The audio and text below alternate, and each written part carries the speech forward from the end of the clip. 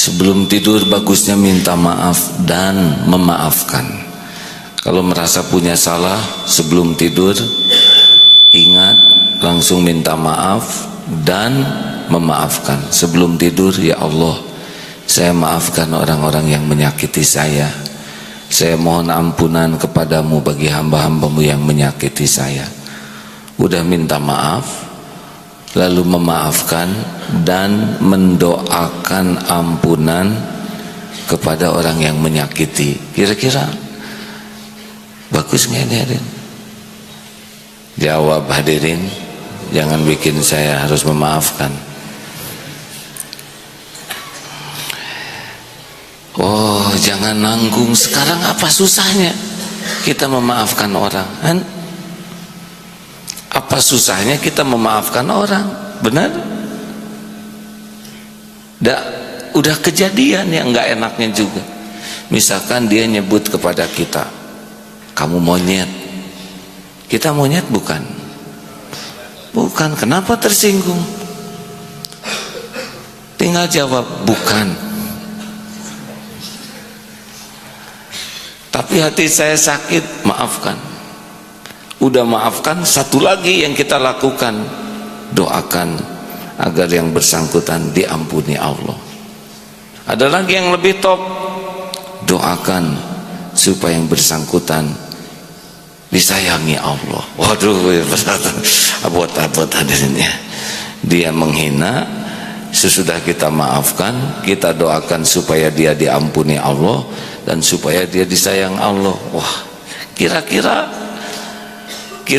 doa itu kembali ke siapa akhirnya? Kembali ke kita. Yang menghalangi kita tidak melakukan itu adalah nafsu. Dan enggak susah tuh hadirin, enggak susah. Nafsu aja yang bikin serba susah tuh. Sekarang kita doa enggak ngedoa ya sama aja waktunya, mending pakai doa. Benar? Ini kan baca yang membuli di Twitter itu ya. Kalau ingat jengkel, tapi dia saudara saya. Saya beruntung bagian nulis yang benar, kasihan dia. Tulisannya buruk, menghina, mencaci. Terus saya ruginya apa? Saya lihat badan saya komplit. Apa karena dibully di Twitter kemudian hidung memanjang? Tidak. Rezeki saya tidak berkurang dengan dibully. Santri pesantren baik-baik saja, anak-anak keluarga baik-baik saja. Kasihan yang ngebully ini. Dia harus memantau terus Twitter, ngomong dikit serbu, dan dosa buat dia. Benar? Kalau dapat uang digaji dari membuli, maka tidak barokah rezekinya. Kasih makan ke istrinya, kasih makan ke anaknya. Kasihan anak istrinya diberi makan yang tidak barokah. Apa enggak kasihan? Mereka saudara kita juga. Benar? Mending kita doakan, semoga yang membuli ini oleh Allah diberi hidayah. Kalau belum Islam jadi Islam, yang sudah Islam bisa beriman sehingga takut ke Allah dan menjadi ihsan, orang-orang yang senang berbuat kebaikan. Amin. Ada ruginya enggak kita doa itu?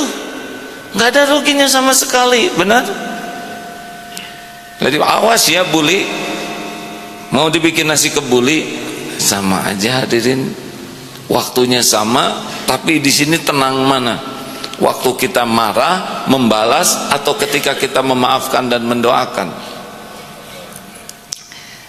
Beda kan perasaan kita. Nah, rasa nyaman itu ciri-ciri dari Allah suka. Kalau udah nggak enak, nyesek, itu salah satu ciri Allah kurang suka. Amit-amit tah sinu ngabuli teh, sing penyol. Padahal kita juga penyol hadirin. Kalau bulenak kayak telur ya.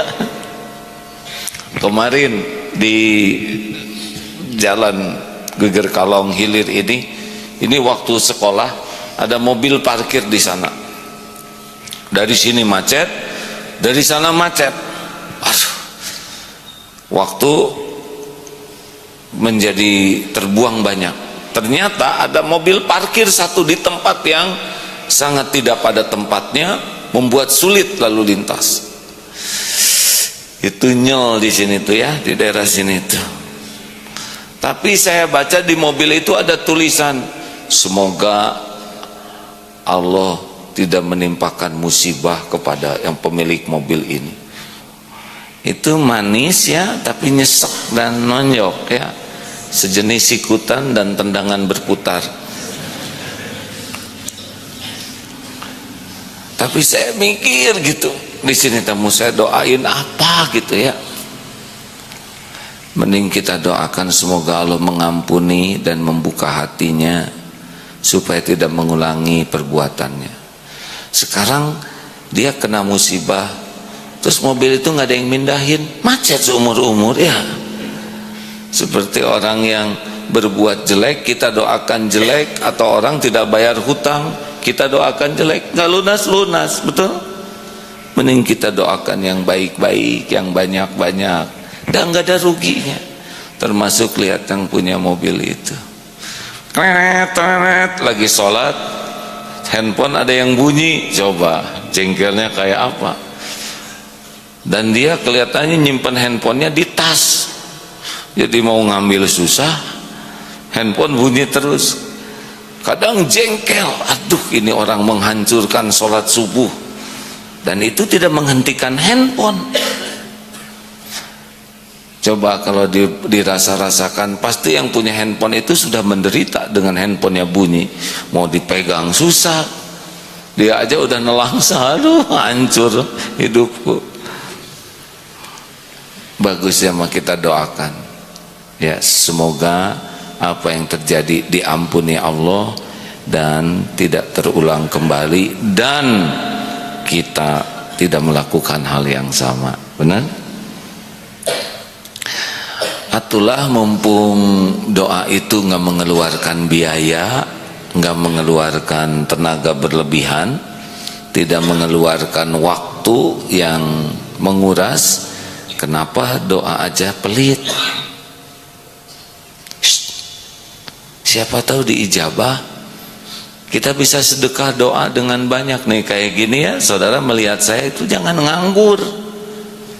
Jangan nasi Agim, ini ada rendanya, dihitung rendanya. Bukan renda, ini bordil hadirin. Anjing nyoplok nih.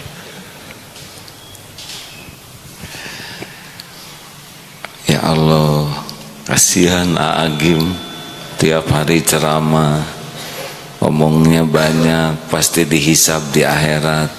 Tolong ya Allah, supaya AA niatnya benar dalam berdakwah, supaya perkataannya benar dan bisa mengamalkan apa yang disampaikannya. Tolong ya Allah, tolong ampuni dosa Agim. Coba, aduh, ada yang begitu enggak? Mulai sekarang ya. Sayang, kasihan lihat orang yang ceramah seperti saya. Kalau hanya ceramah aja, doakan, karena besar kemungkinan tergelincir niatnya, terpleset kata-katanya, atau yang disampaikan belum diamalkan atau kurang diamalkan, kan jadi dosa. Padahal saudara dapat ilmunya.